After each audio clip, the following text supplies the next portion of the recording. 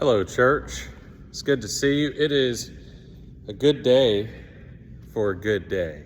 And it's a good day to me because I'm excited because I'm back at Irving Park and I'm back in the pulpit this week. I want to just say such a big thank you to Reverends Alvin Tosa Brown and Dan Martin for filling in the pulpit for me the past couple weeks. They both called and were just overjoyed at the hospitality and the welcome and the spirit that they encountered here at Irving Park while I was gone.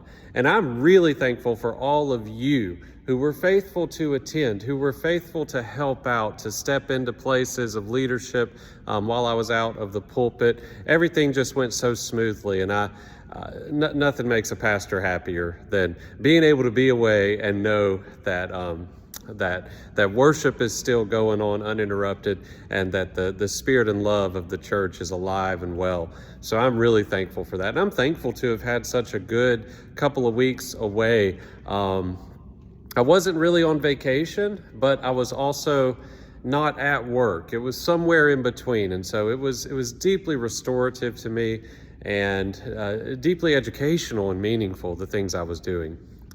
I'm excited, though, like I said, to be back here in the pulpit this week. We're going to be talking about a hard issue in the pulpit this week. We're going to be talking about the idea of retribution, retaliation, that urge that I think all humans feel to get back at someone when they do something wrong to us. We're going to be talking a little bit about how we might experience that as people. We're also going to be talking about how I think that shows up in our public life together, how that shows up in communities and even in our global situation right now. And one of the opportunities that I'm really grateful for as a United Methodist is we're able to engage in some of those places around the world that are really suffering right now. I'm particularly thinking about the Middle East right now, the people in Israel and Gaza.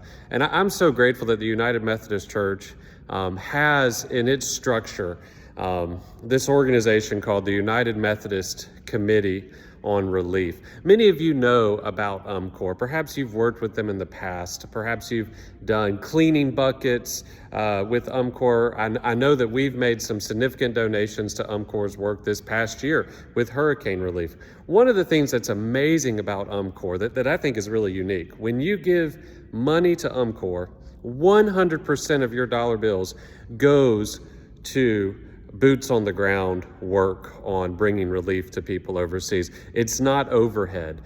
They're supported through other means, through conference funding and other grant organizations. When you give money to UMCOR, that money translates directly into bringing humanitarian relief and aid to people around the world where they need it most. So this week at the at communion, we typically come to communion and we bring some money to help out with local ministry needs through the pastor's discretionary fund.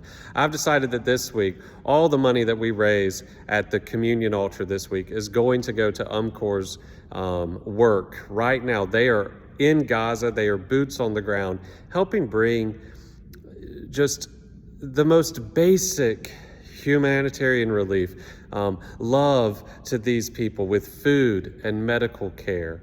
And we know that that is a very important thing right now. I know the news can just be so devastating around the world from these war-torn areas.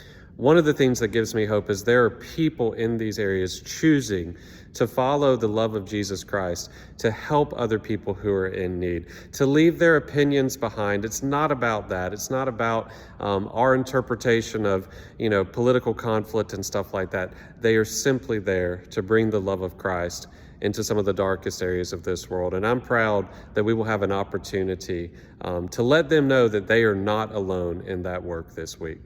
I look forward to seeing you again this Sunday at the corner of Cone and Lafayette. Until then, God bless you and have a wonderful weekend.